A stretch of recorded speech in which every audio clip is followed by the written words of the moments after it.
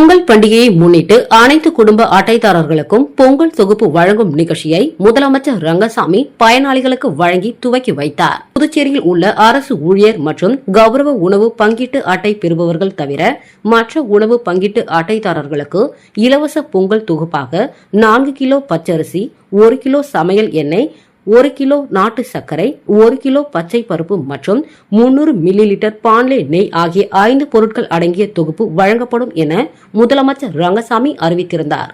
அதன்படி புதுவையில் 2,63,386 உணவு பங்கீட்டு அட்டைகள், காரைக்காலில் 60,225 உணவு பங்கீட்டு அட்டைகள், மாஹேவில் 7,981 உணவு பங்கீட்டு அட்டைகள் மற்றும் ஏனாமில் 15,498 உணவு பங்கீட்டு அட்டைகள் என மொத்தமாக 3,47,009 அட்டைதாரர்களுக்கு நியாய விலை கடைகளின் மூலம் இந்த பொங்கல் தொகுப்பு வழங்கப்படுகிறது. இதன் துவக்க விழா திலாசுப்பேட்டை நியாய விலை கடையில் பொங்கல் தொகுப்புகளை முதலமைச்சர் ரங்கசாமி பயனாளிகளுக்கு வழங்கி துவக்கி வைத்தார். விழாவில் சபாநாயகர் செல்வம், குடிமைப் பொருள் வழங்கல் மற்றும் நுகர்வோர் விவகாரங்கள் துறை அமைச்சர் திருமுருகன், பொதுப்பணித்துறை அமைச்சர் லட்சுமி நாராயணன், அரசு கொறடா AKD ஆறுமுகம், சட்டமன்ற உறுப்பினர் KSP ரமேஷ், கூட்டுறவு சங்கங்களின் பதிவாளர் இளங்கோவன் ஆகியோர் பங்கேற்றனர். சப் இன்ஸ்பெக்டர் பணிகளுக்கான எழுத்து தேர்வு அடுத்த மாதம் 22ஆம் தேதி நடைபெறும் என அறிவிக்கப்பட்டுள்ளது. அரசு தேர்வு வாரியம் சார்பு செயலர் ஜெயசங்கர் விடுத்துள்ள செய்திக்குறிப்பில், புதுச்சேரி காவல்துறையில் காலியாக உள்ள 70 சப் இன்ஸ்பெக்டர் பணிகளை நிரப்ப விண்ணப்பங்கள் பெறப்பட்டது. அதில் 17,000 பேர் விண்ணப்பித்துள்ளனர். இந்த விண்ணப்பங்கள் சரிபார்க்கும் பணி நடைபெற்று வருகிறது. இவர்களுக்கான எழுத்து தேர்வு மார்ச் 8ஆம் தேதி நடைபெறும் என அறிவிக்கப்பட்டிருந்தது. இந்நிலையில் இத்தேர்வு வரும் பிப்ரவரி 22ஆம் தேதி நடைபெறும் என அறிவிக்கப்பட்டுள்ளது.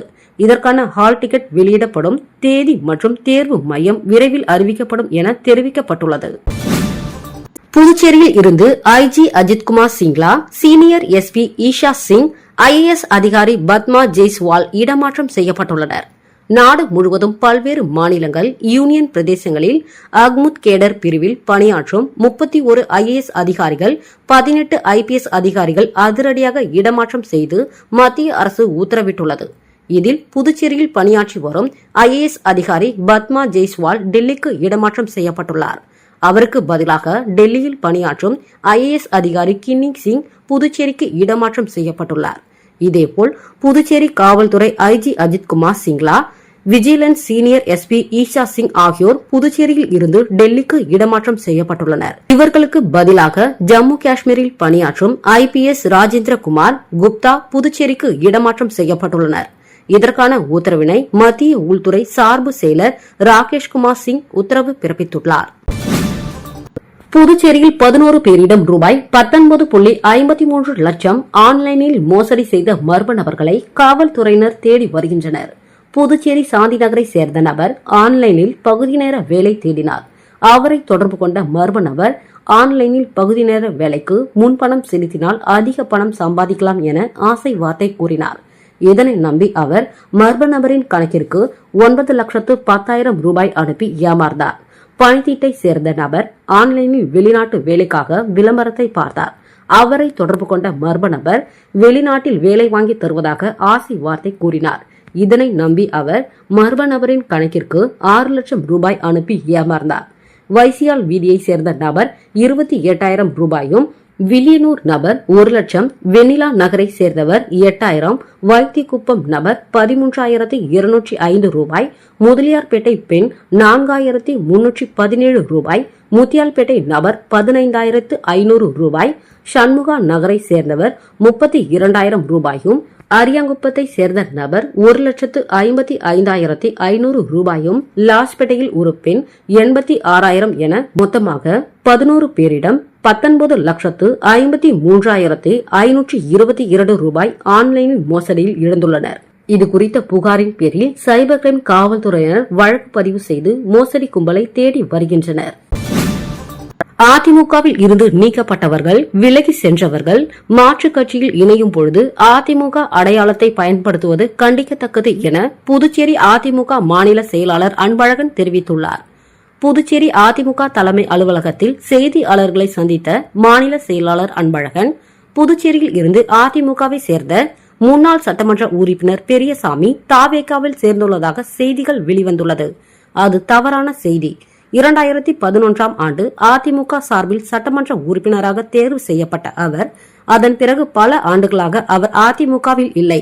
காங்கிரஸ் கட்சிக்கும் ஓபிஎஸ் அணிக்கும் சென்றதாக செய்திகள் வெளிவந்தன. தற்போது அவர் அதிமுகவில் இல்லை. அதிமுகவில் இல்லாத ஒரு நபர் அதிமுகவில் இருந்து தாவேகாவிற்கு சென்றுள்ளதாக கூறுவது தவறான ஒன்றாகும். புதுச்சேரி அதிமுக சார்பில் நடைபெற்ற பொதுக்குழு கூட்டங்களில் இதுவரை கட்சி தலைமை அவருக்கு அழைப்பிதழ் வழங்கவில்லை. அவர் கலந்து கொள்ளவும் இல்லை. அவர் அதிமுக என்று செய்திகள் ஒளிபரப்ப வேண்டாம். எங்களது கழகத்தினுடைய பொதுச் செயலாளரால் கழகத்தில் இருந்து ஏற்கனவே நீக்கப்பட்ட செங்கோட்டையன், மனோஜ் பாண்டியன், பிரபாகரன் போன்றோர்களுக்கு அதிமுக என்ற அடைமொழியை அளிப்பது தவறான ஒன்றாகும். கட்சியில் இருந்து நீக்கப்பட்டவர்களும் கட்சியில் இருந்து விலகி சென்றவர்களுக்கும் வேறு எந்த கட்சிக்கு சென்றாலும் நாங்கள் அவர்களை பற்றி கவலைப்பட போவதில்லை. பொதுப்பணித்துறையில் பணிபுரியும் வவுச்சர் ஊழியர்களை பணி நிரந்தரம் செய்யக்கோரி பொதுப்பணித்துறை தலைமை பொறியாளர் அலுவலகத்தை பூட்டி போராட்டத்தில் ஈடுபட்டதால் பரபரப்பு ஏற்பட்டது. புதுச்சேரி பொதுப்பணித்துறையில் 1300 வவுச்சர் ஊழியர்கள் பணியாற்றி வருகின்றனர். இவர்களுக்கு ரூபாய் 18,000 தொகுப்பூதியமாக வழங்கப்பட்டு வருகிறது. அரசு பணியாளர்கள் கூட்டமைப்பு சார்பில் வவுச்சர் ஊழியர்களை பணி நிரந்தரம் செய்ய 15 ஆண்டுகளாக போராட்டம் நடைபெற்று வருகிறது.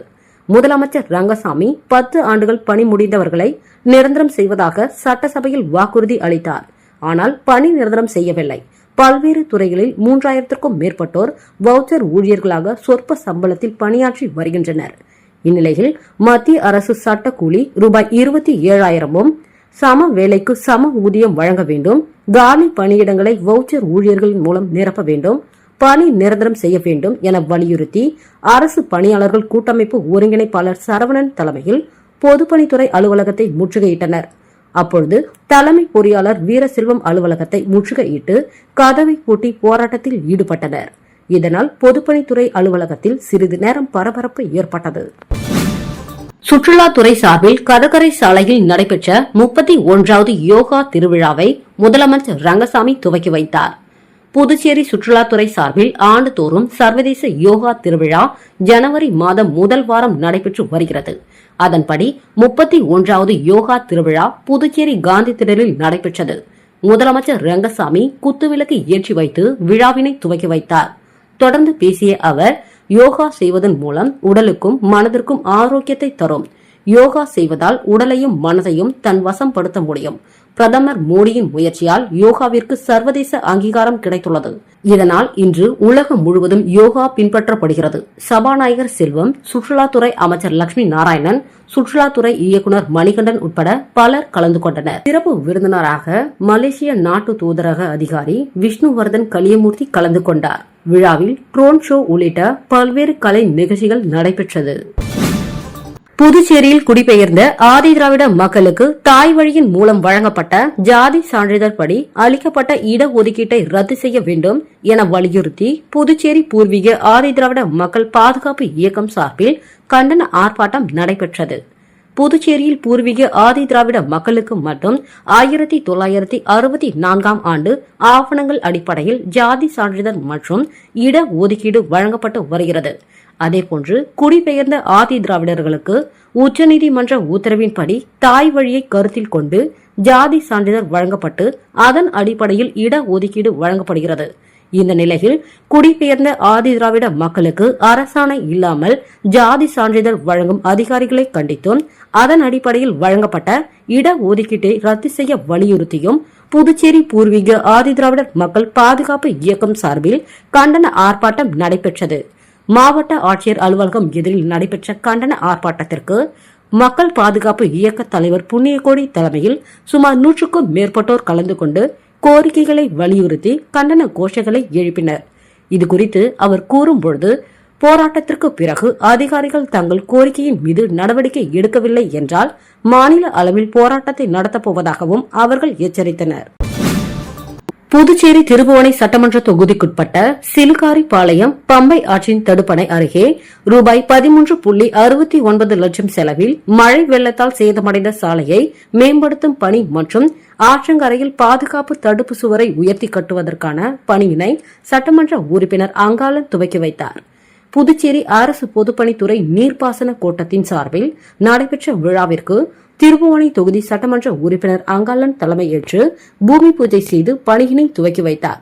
விழாவிற்கு பொதுப்பணித்துறை தலைமை பொறியாளர் வீரசெல்வம், கண்காணிப்பு பொறியாளர் சுந்தரமூர்த்தி, நீர்ப்பாசன பிரிவு செயற்பொறியாளர் ராஜ்குமார் ஆகியோர் முன்னிலை வகித்தனர்.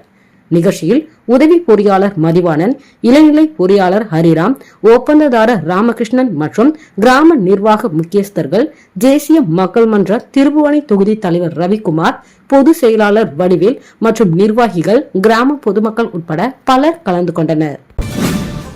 புதுச்சேரி ஆளுநர் மாளிகையில் லட்சிய ஜனநாயக கட்சி சார்பில் 3 முக்கிய கோரிக்கைகளை வலியுறுத்தி மனு அளிக்கப்பட்டது. புதுச்சேரி துணைநிலை ஆளுநர் அலுவலகத்தில் லட்சிய ஜனநாயக கட்சி சார்பில் கட்சியின் தலைவர் ஜோஸ் சார்லஸ் மார்டின் அவர்களின் அறிவுறுத்தலின்படி 3 முக்கிய மனுக்கள் அளிக்கப்பட்டன. கட்சியின் பொதுச் செயலாளர் பிரபாகரன், மாநில செயலாளர்கள் ரவி, ராஜாராம் மற்றும் அனிதா ஆகியோர் இந்த மனுக்களை ஆளுநர் அலுவலகத்தில் சமர்ப்பித்தனர். முக்கிய கோரிக்கைகள்: போலி மருந்துகள் விவகாரம். புதுச்சேரியில் போலி மருந்து விநியோகம் தொடர்பாக பொது சுகாதாரத்தை பாதுகாக்கும் நோக்கில் கடுமையான சட்ட நடவடிக்கைகளை அரசு உடனடியாக எடுக்க வேண்டும். புள்ளி விவரங்களின் அடிப்படையில் மனு அளிக்கப்பட்டது. அரசு வேலைவாய்ப்பு மற்றும் வயது தளர்வு. புதுச்சேரி அரசு துறைகளில் காலியாக உள்ள பணியிடங்களை நிரப்பவும், வேலைவாய்ப்பு நடவடிக்கைகளை துரிதப்படுத்தவும் விண்ணப்பதாரர்களுக்குரிய வயது தளர்வு வழங்க வேண்டும். மீனவர்கள் விடுதலை. இலங்கை கடற்படையினரால் கைது செய்யப்பட்டுள்ள காரைக்கால் மாவட்டத்தை சேர்ந்த 11 மீனவர்களையும் அவர்களின் படகுகளையும் உடனடியாக விடுவிக்க மத்திய அரசுடன் இணைந்து ஆளுநர் உரிய நடவடிக்கை எடுக்க வேண்டும். மக்கள் நலன் சார்ந்த இந்த 3 முக்கிய கோரிக்கைகள் குறித்து துணைநிலை ஆளுநர் அவர்கள் தனி கவனம் செலுத்தி போர்க்கால அடிப்படையில் நடவடிக்கை எடுக்க வேண்டும் என லட்சிய ஜனநாயக கட்சி சார்பில் கேட்டுக் கொள்ளப்பட்டது. காரைக்காலில் புனித தூய தேட்டரவு அன்னை ஆலயத்தில் இயேசு கிறிஸ்து பிறப்பை முன்னிட்டு உலக நன்மை வேண்டி சிறுவர்கள் முதல் பெரியவர்கள் வரை கிறிஸ்துமஸ் தாத்தா வேடம் அணிந்து ஆட்டம் பாட்டத்துடன் கொண்டாடினர். புதுச்சேரி மாநிலம் காரைக்காலில் பழமை வாய்ந்த தூய தேட்டரவு அன்னை ஆலயத்தின் கிறிஸ்துமஸ் மற்றும் புத்தாண்டு நிகழ்ச்சிகளை முன்னிட்டு முதன் முறையாக கிறிஸ்துமஸ் தாத்தா 3 அரசர்கள் இவர்களோடு மாதா, சூசையப்பர், இயேசு அருட்சகோதரர்கள், அருட்பணியாளர்கள் என இயேசு கிறிஸ்து பிறப்பை முன்னிட்டு உலக நன்மை வேண்டி சிறு குழந்தைகள் முதல் பெரியவர்கள் கிறிஸ்துமஸ் தாத்தா வேடம் அணிந்து காரைக்காலில் முக்கிய வீதிகளின் வழியாக ஊர்வலமாக வந்து ஆலயத்தை வந்தடைந்தனர். இந்த நிகழ்ச்சியில் தூய தேட்டரவு அன்னை ஆலய முதன்மை பங்கு குருபால் ராஜ்குமார் தலைமை தாங்கி துவக்கி வைத்தார். இணைய பங்கு குருசாமிநாதன், ஆன்மீக குரு பன்னீர் ராஜா மற்றும் அருட் சகோதரர்கள், கோவில் பொறுப்பாளர்கள், மேலும் சிறு குழந்தைகள் மற்றும் பெரியவர்கள் கிறிஸ்துமஸ் தாத்தா வேடம் அணிந்து பலூன்களை கையில் பிடித்தபடி பறக்க விட்டு நடனமாடி உற்சாகமாக சென்றவாறு ஊர்வலத்தில் கலந்து கொண்டனர். மேலும் இந்த ஊர்வலத்தில் திரளான கிறிஸ்துவ மக்கள் கலந்து கொண்டு விழாவினை சிறப்பித்தனர். திருநள்ளாற்றில் உஜ்வாலா திட்டத்தின் கீழ் பயனாளிகளுக்கு கேஸ் சிலிண்டர்களை சட்டமன்ற உறுப்பினர் GNS ராஜசேகரன் வழங்கினார். காரைக்கால் மாவட்டம் திருநள்ளாறு தொகுதியில் 2.0 உஜ்வாலா திட்டத்தின் மூலமாக 200க்கும் மேற்பட்ட பயனாளிகளுக்கு கேஸ் சிலிண்டர்கள் வழங்கப்பட்டுள்ள நிலையில் தற்போது 3.0 திட்டத்தின் கீழ் திருநள்ளாறு சட்டமன்ற உறுப்பினர் அலுவலகத்தில் முதல் கட்டமாக 25 பயனாளிகளுக்கு கேஸ் சிலிண்டர்களை சட்டமன்ற உறுப்பினர் GNS ராஜசேகரன் வழங்கினார். அப்பொழுது செய்தியாளர்களை சந்தித்த சட்டமன்ற உறுப்பினர் GNS ராஜசேகரன், பாரத பிரதமரின் உஜ்வாலா யோஜனா 2.0 திட்டத்தின் கீழ் திருநள்ளாறு தொகுதிக்குட்பட்ட 200 பயனாளிகளுக்கு கேஸ் அடுப்புகள் ஏற்கனவே வழங்கப்பட்டுள்ளதாகவும் தற்பொழுது 3.0 மூலம் 25 பேருக்கு உஜ்வாலா திட்டத்தின் கீழ் கேஸ் சிலிண்டர்களை வழங்கியுள்ளோம் என அவர் தெரிவித்தார். இத்திட்டத்தின் மூலம் பயனாளிகளுக்கு தொடர்ந்து கேஸ் சிலிண்டர் மற்றும் அடுப்புகள் வழங்கப்பட உள்ளதாக அவர் தெரிவித்தார். குமுகாயம் நண்பர்கள் வட்டத்தின் 6ஆம் ஆண்டு கோலப்போட்டி விழா வில்லியனூர் திருக்காமேஸ்வரர் ஆலயத்தில் நடைபெற்றது. குமுகாயம் நண்பர்கள் வட்டத்தின் சார்பாக 6ஆம் ஆண்டு கோலப்போட்டி விழா வில்லியனூர் திருக்காமேஸ்வரர் ஆலயத்தில் நடைபெற்றது. JCI வாஞ்சிநாதன் மன்றம், எக்ஸ்னோரா வாசவி கிளப், அன்புள்ள ரஜினிகாந்த் மன்றம், பிரெஞ்ச் வாழ் வில்லியனூர் நண்பர்கள் வட்டம் ஆகிய அமைப்புகள் ஏற்பாட்டில் கோலப்போட்டி மிக சிறப்பாக நடைபெற்றது. இதில் சிறப்பு விருந்தினராக எதிர்க்கட்சி தலைவரும் சட்டமன்ற உறுப்பினருமான சிவா கலந்து கொண்டு வெற்றி பெற்ற அனைவர்களுக்கும் பரிசுகளை வழங்கி பாராட்டினார். JCI பாண்டிச்சேரி மெட்ரோ தலைவர் முகிலன், பிரெஞ்ச் வாழ் நண்பர்கள் வட்டம் ரஜினி முருகன், வாசவி கிளப் விஜயன், குமுகாய நண்பர்கள் வட்டம் பரசுராமன் உட்பட பலர் கலந்து கொண்டனர். மங்கலம் தொகுதியில் காங்கிரஸ் கட்சி அலுவலகத்தை மாநில தலைவர் வைத்திலிங்கம் திறந்து வைத்து பல்வேறு நலத்திட்ட உதவிகளை வழங்கினார். காங்கிரஸ் கட்சியின் மாநில செயலாளர் ரகுபதி மங்கலம் தொகுதியில் பல்வேறு நலத்திட்ட உதவிகளை செய்து வருகிறார். இந்நிலையில் எதிர்வரும் சட்டசபை தேர்தலில் மங்கலம் தொகுதியில் போட்டியிடவும் ரகுபதி தீவிரம் காட்டி வருகிறார். தேர்தல் பணிகள் செய்வதற்கான உருவையாறு பகுதியில் மங்கலம் தொகுதியின் காங்கிரஸ் கட்சி அலுவலக திறப்பு விழா நடைபெற்றது. மாநில காங்கிரஸ் கட்சியின் தலைவர் வைத்திலிங்கம் கலந்து கொண்டு கட்சி கொடியை ஏற்றி வைத்து கட்சி அலுவலகத்தை திறந்து வைத்தார். தொடர்ந்து பல்வேறு நலத்திட்ட உதவிகளை வழங்கி மங்கலம் தொகுதியில் ரகுபதியை வெற்றி பெற வைக்க வேண்டும் என கோரிக்கை வைத்தார். அலுவலக திறப்பு விழாவில் சட்டமன்ற உறுப்பினர் வைத்தியநாதன், முன்னாள் அமைச்சர் கந்தசாமி, துணைத் தலைவர் அனந்தராமன், எம்என்ஆர் பாலன், நிர்வாகிகள் தனுசு, இளையராஜா, குமரேசன், இளைஞர் காங்கிரஸ் தலைவர் ஆனந்தபாபு உள்ளிட்டோர் கலந்து கொண்டு வாழ்த்து தெரிவித்தனர். புதுச்சேரி தொழில்நுட்ப பல்கலைக்கழக ஓய்வு பெற்ற ஊழியர்களுக்கு காலத்தோடு பென்ஷன் வழங்க வேண்டும் என வலியுறுத்தப்பட்டுள்ளது. பல்கலைக்கழக ஓய்வு பெற்ற ஊழியர்கள் சங்க தலைவர் இசைவாணன் அறிக்கையில், புதுச்சேரி தொழில்நுட்ப பல்கலைக்கழக ஓய்வு பெற்ற ஊழியர் சங்க தொழில்நுட்ப பல்கலைக்கழக பதிவாளரிடம் பேச்சுவார்த்தை நடத்திய போது பென்ஷன் தொகையை காலத்தோடு அரசு கருவூலம் மூலம் வழங்கப்பட வேண்டும் என கோரிக்கை வைக்கப்பட்டது. ஆனால் ஒவ்வொரு மாதமும் ஏதோ ஒரு வகையில் அழுத்தம் கொடுத்து பென்ஷன் பெற வேண்டிய நிலை உள்ளது. கடந்த மாதத்திற்கான பென்ஷன் தொகை இதுவரை வழங்கவில்லை. இப்படி செய்தால் போராட்டம் நடத்தும் சூழ்நிலை ஏற்படும். பொங்கல் பண்டிகை வர உள்ளதால் உடனடியாக பென்ஷன் மற்றும் 6 மாதங்களுக்கான அகவிலைப்படி தொகையை வழங்க வேண்டும். இதில் கவர்னர் தலையிட்டு நடவடிக்கை எடுக்க வேண்டும் என குறிப்பிடப்பட்டுள்ளது. மணவெளி சட்டமன்ற தொகுதி தானாம்பாளையத்தில் ரூபாய் 61 லட்சம் மதிப்பில் புதிய சமூக நல மையம் கட்டுவதற்கான பணிகளை சட்டப்பேரவைத் தலைவர் செல்வம் துவக்கி வைத்தார். மணவெளி சட்டமன்ற தொகுதி தவளக்குப்பம் தானாம்பாளையத்தில் சமூக நல மையம் கட்டித்தர வேண்டும் என அப்பகுதி மக்கள் தொகுதி சட்டமன்ற உறுப்பினரும் சட்டப்பேரவைத் தலைவருமான செல்வம் அவர்களிடம் கோரிக்கை வைத்தனர். சட்டப்பேரவைத் தலைவர் செல்வம் இது தொடர்பாக உரிய நடவடிக்கை எடுத்து பாராளுமன்ற மாநிலங்களவை உறுப்பினர் செல்வ கணபதியிடம் பாராளுமன்ற உறுப்பினர் தொகுதி மேம்பாட்டு நிதியின் மூலம் ரூபாய் 61 லட்சம் மதிப்பில் புதிய சமூக நல மையம் கட்டுவதற்கான அரசாணை பெற்று தந்தார். அதன்படி புதிய சமூக நல மையம் கட்டுவதற்கான பணிகளுக்கான பூமி பூஜை நடைபெற்றது. பூமி பூஜையில் சட்டப்பேரவைத் தலைவர் செல்வம், பாராளுமன்ற மாநிலங்களவை உறுப்பினர் செல்வ கணபதி ஆகியோர் கலந்து கொண்டு பணிகளை துவக்கி வைத்தனர். இந்நிகழ்ச்சியில் அரியாங்குப்பம் கொம்யூன் பஞ்சாயத்து ஆணையர் விநாயகமூர்த்தி, உதவி பொறியாளர் நாகராஜ், இளநிலை பொறியாளர் அகிலன் மற்றும் அப்பகுதி முக்கிய பிரமுகர்கள் உட்பட பொதுமக்கள் பலர் கலந்து கொண்டனர்.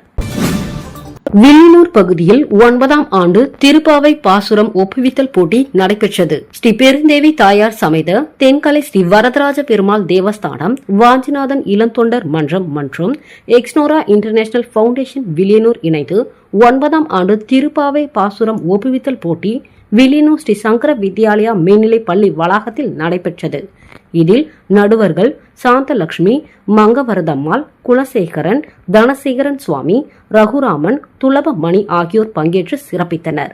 சிறப்பு விருந்தினர்களாக சுதர்சனம், திருவரசன், பெருமாள் கோவில் நிர்வாகி அதிகாரி சந்தானராமன், சரஸ்வதி, லட்சுமி, கலிய முருகன், ரஜினி முருகன், பரசுராமன் மற்றும் பள்ளி மாணவ மாணவிகள், பெற்றோர்கள் கலந்து கொண்டு சிறப்பித்தனர்.